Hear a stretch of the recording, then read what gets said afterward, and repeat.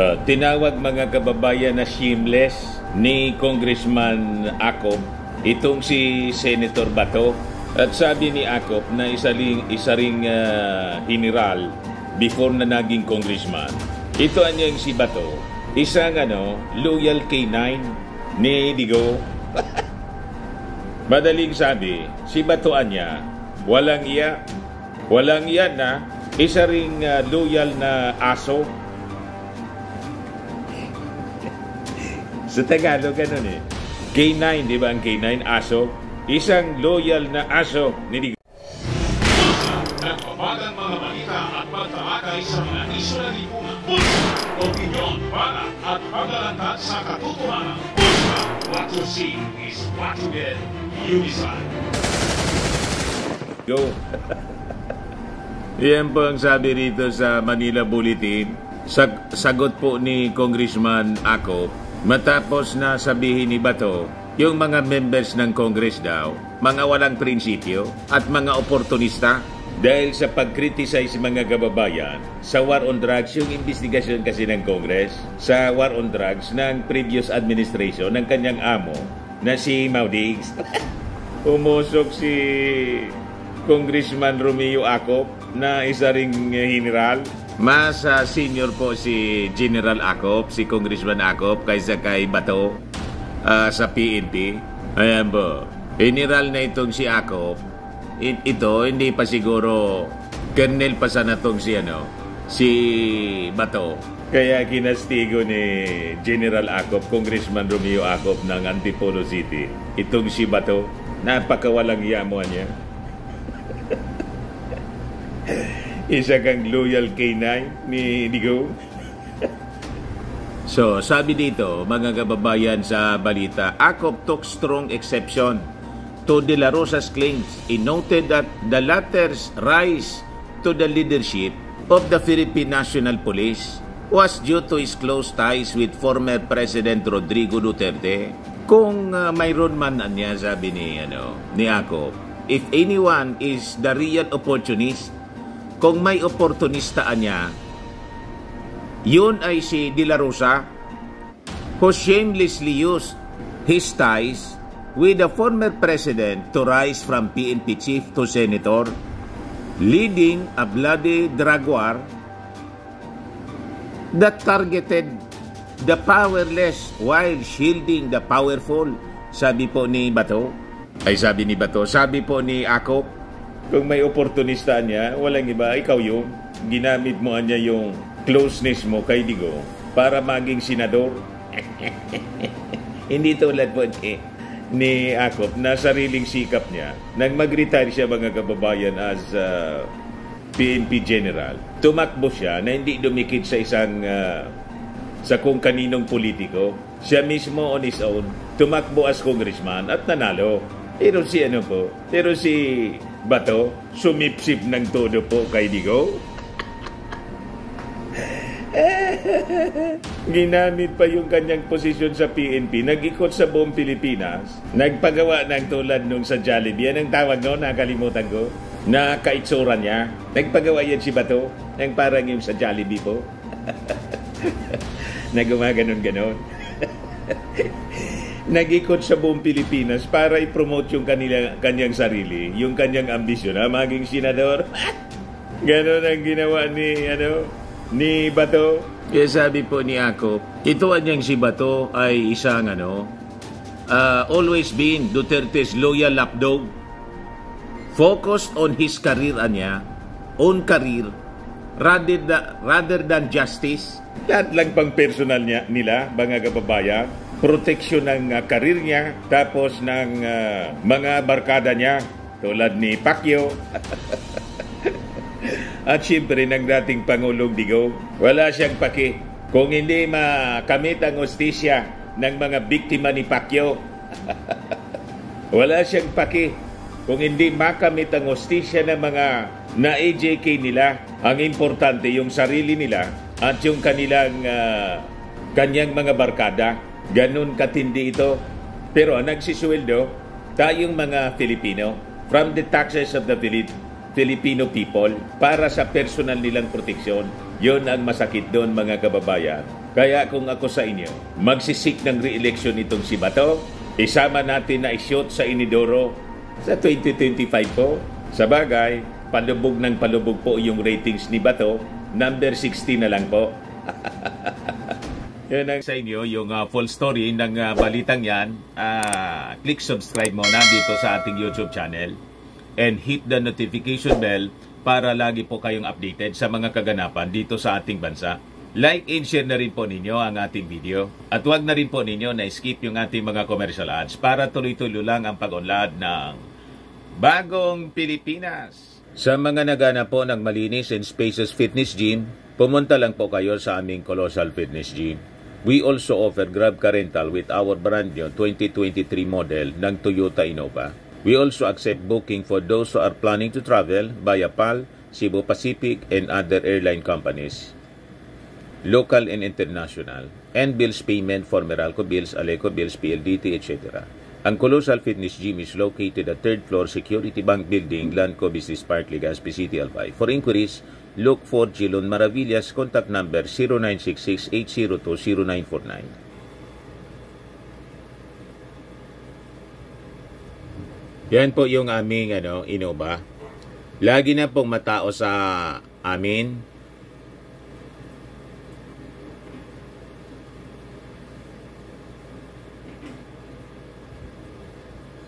Yan po mga bagong clients namin. Napakaganda at colorful at napakalinis ng aming gym po. Pati mga foreigners po pumupunta sa amin, mga British tourist po sila dito sa Legazpi.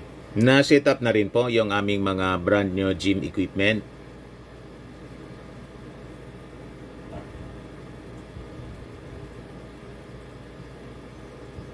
May treadmill na rin po kami. Ito naman po yung bago naming product na binibenta online. Eye Glow Serum, whitening po siya. Tingnan ninyo yung epekto sa aking anak na architect before and now. Yung mga inquiries po ninyo, dumiretso na lang kayo sa kanyang Facebook account, Riz Maravillas. Ito naman po, Firmax Firming and Lifting Cream, pinapahid po sa mga pulses in affected area. Mainam po sa paninigas ng mga kaso-kasuan. Ito naman po, Automax Radiant Serum. Sa mukha naman yung application, anti-aging po siya. You will look 10 years younger than your age. Sa mga cancer patients naman po, baka lang gusto ninyo itong itry. Naing siya red mixed fruit drink. Hindi mo po siya gamot, food supplement siya. Kaya lang, gawa siya mga kababayan sa goji berry. Yung goji berry may anti-cancer properties. O ngayon, yung mga inquiries ninyo, dumiretso na lang kayo sa aming messenger sa Facebook para masagot namin agad. Ayos pa? Ayos na ayos niya, Mr. Maravilla. Ang result po ng survey ng RPMD, pinaka-latest pong survey sa mga tatakbong senador. Sabi po ni Ako, don't act anya like a canine or aso ng previous administration. Prioritize the country's interest and the general welfare of the people. Sabi po ni Akop kay De La Rosa, linikturan po, pinangaralan ng general. Akuan niya, tumakbo at nanalo bilang congressman on my own merit, not by clinging to anyone's coattails. My job niya is to uncover the truth and ensure accountability, no matter who is implicated. Sabi po ni Akop, who is known in the House for his no-nonsense attitude. Itong si Ako po, wala siyang kinikilingan. Very fair siya, kahit sinong nasa administrasyon. At sa kanya po, fairness and justice. Yan ang pinaglalaban po, mga kababayan ni Ako. Yung karapatan ng ating mga mamamayang Filipino, hindi nang kung sinong politiko. Kaya pinamukha mga kababayan ni Ako kay Bato. Ako anya, nanalo akong congressman. Never akong dumikit sa kung kanino. Nanalo ako on my own merit. Siya palpal mga kababayan si Bato. Basag na basag mga kababayan si Bato. Gusto pang sabayan ni Bato yung investigasyon ng Kongreso para siguro guluhin. Gusto rin pong magpatawag ng investigasyon dito sa naging expose ni Jimmy Guban Kasi nagkasabit-sabit na. In-implicate ni Guban si Pulong pagkatapos yung asawa ni Inday, si Man Scarpio. Tropa nila. Tropa ni Bato. Si Acop serves as Vice Chairman of all 4 committees, yung Quad Committee, collectively known as Quad Committee, currently investigating the alleged links between Philippine offshore gaming operators, the illegal drug trade, and extrajudicial killings tied to the Duterte administration's controversial anti-drug campaign. Gustong guluhin mga kababayan ni Bato, gusto rin na magsagawa ng investigation at binanatan niya yung Congress mga kababayan. Tinawag niyang mga opportunistic at mga walang prinsipyo. Kaya umusok po si General Acop, si Congressman Acop. Buinuiltahan siya ngayon mga kababayan. So during the hearing mga kababayan kahapon ay last Friday, the Quad Committee heard testimony from former Bureau of Customs Intelligence Officer Jimmy Guban, who implicated the former President's son, si Pulong, yung kanyang bayaw na si Man Scarpio, asawa ni Inday, saka si Michael Yang na dating economic advisor ni Digong sa smuggling po ng billions worth of shabu na nakatago sa magnetic lifters sa Manila International Container Port in 2018. So banat po ni Acop na chairman ng Committee on Transportation. Bakit niya nung investigasyon ninyo sa Senado, hindi lumabas itong critical information na to? Tama. Kasi nga, magbabarkada sila. Kaya lumalabas ngayon, itong si Bato, nandiyan siya sa Senado nagtatrabaho just to protect the Duterte family. Tama ba yun? Senador siya ng Pilipinas. Ang pinaglilingkuran niya, isang pamilya. Logi yung ating mga mamamayang Pilipino. Ang nagpapasweldo ba sa kanya? Si Duterte at saka si Inday. Di ba? Or si Pacquiao. Ang nagpapasweldo sa kanya, mga mamamayang Pilipino. So kung ganyan ang kanyang attitude mga kababayan, panahon na natanggalin natin siya sa Senado. Sayang pasweldo natin. Dahil pinaglilingkuran niya mga kababayan, yung mga barkada niya. Ilan man lang ang boto ni Digong? Di ba isa lang? Lahat sila tigi-isa lang na boto? Ilan ba yung naging boto niya bilang senador? Yun ang duty niya sa kanyang mga kababayan na naglukluk sa kanya. Yun ang niniliglik niya mga kababayan. Kaya tama itong sinabi po ni General Acop, ni Congressman Acop. Kaya sabi po ni General Acop, ni Congressman Acop, Senator De La Rosa's so-called investigations anya were a farce. Madaling sama, drama comedy lang. Walang kakwinta-kwinta, drama lang yung investigasyon niya. Despite anya his position, he conveniently ignored the involvement of individuals close to the former president. Sino anya yung pinoprotect niya? Tanong ni Acop mga kababayan. Yung loyalty anya ni De La Rosa lies not with the truth, wala sa katotohanan, but with protecting his own interest in those of his political benefactors. Ganon katalim yung binitawang pananalita mga kababayan ni Acop.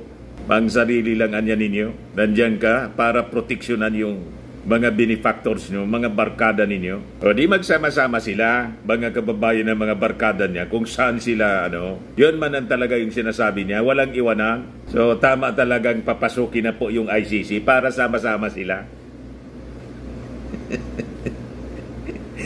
Kaya kayo dyan sa Senado po, mga senador, huwag kayong pagagamit dito kay Bato de la Rosa. Huwag ninyong hayaang gamitin ni Bato ang institusyon ng Senado sa moro-moro niyang investigasyon para guluhin yung investigasyon ng Congress. Tama po itong sinabi ni Ako. Nagsagawaan niya siya ng investigation. Bakit niya hindi ito lumabas na sinasabi ngayon ni Guban? Yan man talaga po. Yung PDEA leaks, mga kababayan, ang intensyon nun, malinaw, para siraan yung ating administrasyon, yung ating Pangulo mismo. You just imagine, sabi ni Bato, dahil may butas, yung document, authentic daw. Nang i-cross-examine po si Morales, nagkautal-utal. Kahit yung kwento po ni Morales, malayo dito sa kwento ni Guban. Si Guban po, kahit walang script, dire-diretso niya, mga kababayan, na naikwento yung kanyang experience. Hindi man po siya nagbabasa una ng magpresensya. Kaya nga nakita ninyo, sabi ni Congressman Dan Fernandez, ito anya yung ikwininto kanina. Basahin mo ulit kung iyan na talaga yung iyong sinasabi. Tapos, ikwininto niya muli, tapos binasa yung porsyon. Walang pagkakaiba po. Ibig sabihin, memoryado niya yung detalye. So, masasabi mo, it is an actual experience, hindi basado sa script. Kasi kung script lang yon, malamang sa pagtatanong mga kababayan ng mga congressmen, pamali-mali yung sagot ni Jimmy Guban. Pero tingnan ninyo, sabi ni Congressman Ace Barbers, ito niyang we have to evaluate, thoroughly scrutinize yung mga sinasabi niya at timbangin nating maigi. Kaya yung mga minensyon niyang tao, kailangan ipatawag niya natin, tulad po ni Manasseh Scarpio, asawa ni Inday, tapos si Pulong, and other names. Kasi, inian niya natin sinasabi na gospel truth na itong sinasabi ni Jimmy Guban. Pero si Bato, ano sabi doon sa pa-imbestigar niya? Investigasyon niya sa Senado? Dahil lang sa butas, for me, to me, may butas niya, authentic. May conclusion siya agad. Yun ang pagkakaiba mga kababayan ng investigasyon ni Bato pagkatapos investigasyon ng Congress.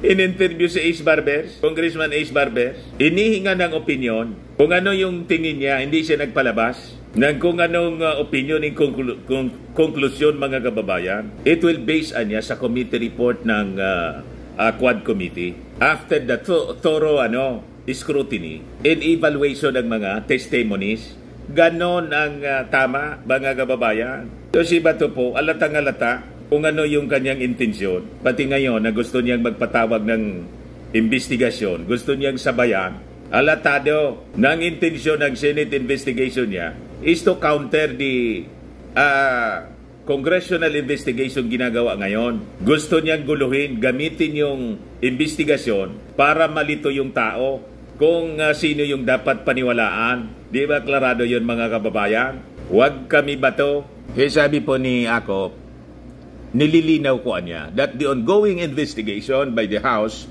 Quad Committee were driven by a genuine pursuit of justice, not political agendas. Bilang patama niya kay Bato na yung kay Bato, political agenda, survival ng mga Duterte at niya mismo, mga pangsarili lang nila eh. We are simply doing our duty. There's no need to fear the Quad Committee unless there's something to hide, anya. It's becoming too obvious that Senator De La Rosa is scared. Kaya nga po, ayaw nilang humarap sa investigasyon. Si Digong ayaw humarap sa ICC, pati si Bato. Kasi mabubuking sila, mga kababayan. May tinatago kasi. Ganon din ang ginagawa ngayon na depensa ni Inday. Ang sinasabi lang niya, nang masabit yung kanyang asawa, ito niya ay political harassment. Yung ginagawa ng pamilya ninyong destabilization, ano yon? Pagkatapos ngayon na nagsasagawa ng investigasyon dito sa mga kinasangkutan ng tatay ninyo at ngayon ng buong pamilya po ninyo, sasabihin ninyo political harassment. Sabi po ni Ako, Senator De La Rosa may have chosen to be Duterte's loyal K9, loyal na aso. But I will never compromise my principles, anya. We will follow the evidence wherever it leads and hold those responsible accountable no matter how powerful they are, sabi po ng Antipolo Congressman. Manginig ka na ba to? Never mo masisindak itong kapwa mo general na senior pa sa'yo, si General Akop.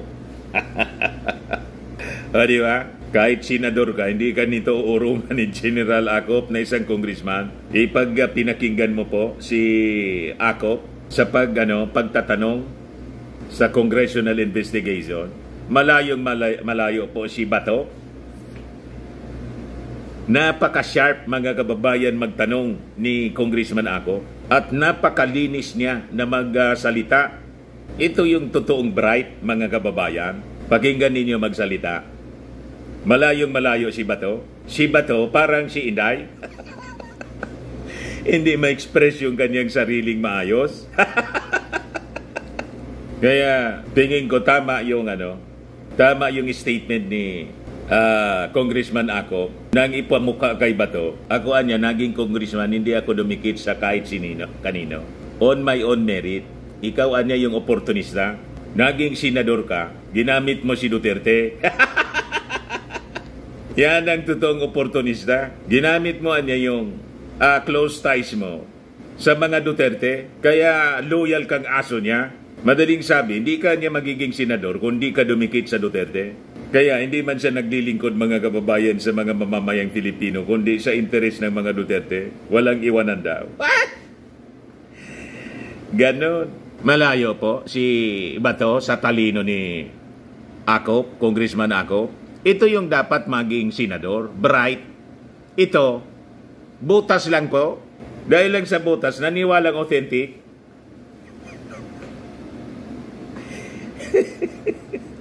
Pag ganyan yung senador, mga kababayan, talagang walang patutunguhan yung ating Senado.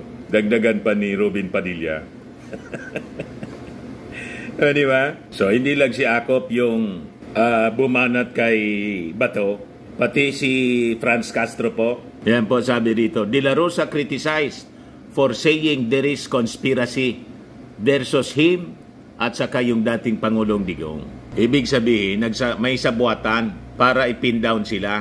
Sabi po ni AK Party List and House Deputy Minority Leader Franz Castro, wala niyang basihan. And it's just a diversionary niya yung ginagawa ni Bato. Castro was referring to the August 16 statement of De La Rosa saying he felt that people from the administration of President Ferdinand Marcos Jr. are working with the leftists in Yielos to pin down Duterte and his allies. Ito na pag-usapan na natin ito. Sabi ko, imposible man na magsabuatan yung mga Yielos tapos mga leftists makipagsabuatan sa administrasyon na yung mga Yielos at leftists anti-Marcos. Anti-Duterte sila, anti-Marcos. Paano makipagsabuatan si President Marcos Jr. sa kanila?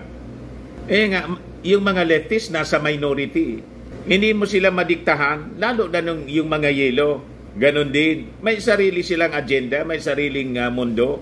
Nag-propose nga si Trillanes po sa mga dilawan na makipag-alyansa sa midterm election. Ayaw po. Nagsarili silang line up, mga kababayan. Si Kiko, si Bam, si Chel, nagsariling grupo sila. Kasi anti-Marcos sila.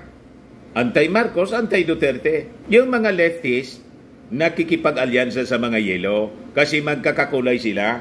Pero yung mag-akusa ka na nakipagsabuatan sila sa Marcos administration para lang ipin down sila, yung mga Duterte. Malayo sa katotohanan po.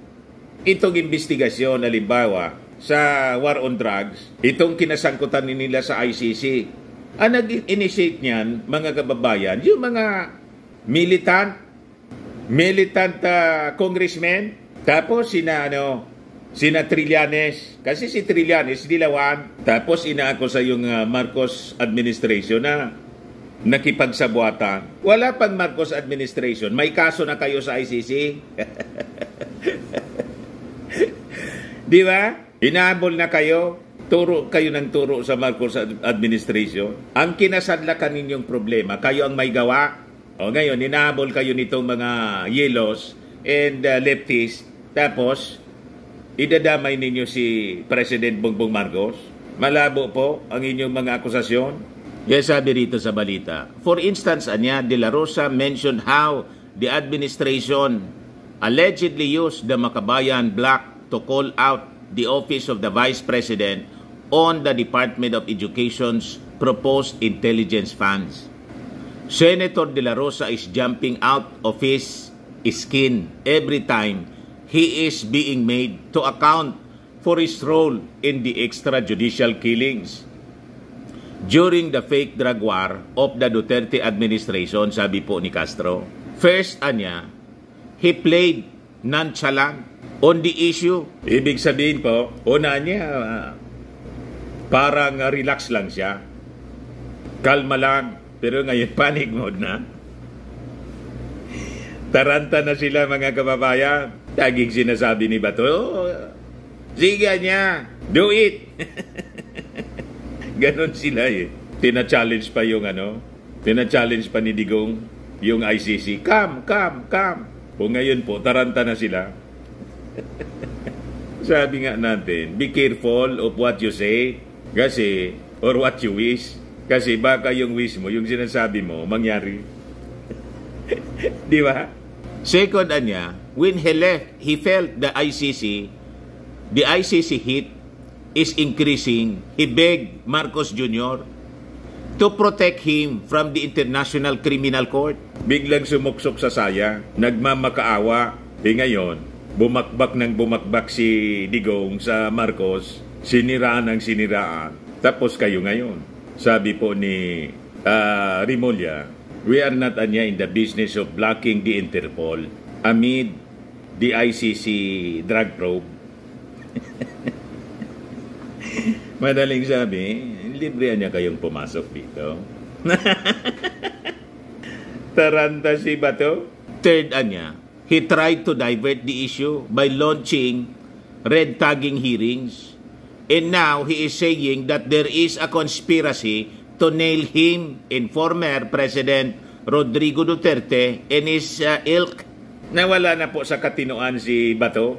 Hindi na nag-iisip na never po makikipagsabuatan yung Dilawan at Makabayan Black sa Marcos administration kasi ever since po, yung mga taong yan, allergic sa mga Marcos. Never again po ang kanilang slogan palagi. Tama? Never again to the Marcos. Paano makipagsabuatan yan? So sabi po ni Castro, all we want, the lawmakers stress that the need for De La Rosa to get his facts straight and not just go out screaming conspiracy theories. All we want, anya, is transparency, accountability, and justice for the transgressions of the past administration. Yan lang ang gusto nila po. Panagutin kayo, kahit sino pa, Marcos, hindi Marcos ang nasa posisyon, ang habol po nitong mga makabayan, hustisya, papanagutin kayo sa inyong mga pagkakasala, yung transgressions ninyong ginawa. Yan daming namatay po. Ang order ni Digong, kill. Di ba? Mas matindi pa po yung casualty. Mas marami pa sa Yolanda, Super Typhoon Yolanda. 6,000 plus yung Super Typhoon Yolanda. Close to 30,000 yung war on drugs ni Maudigs. Saan kanyan pulutin mga kababayan? Na pwede man pala yung bloodless war on drugs tulad ng ginagawa ngayon ng Marcos administration.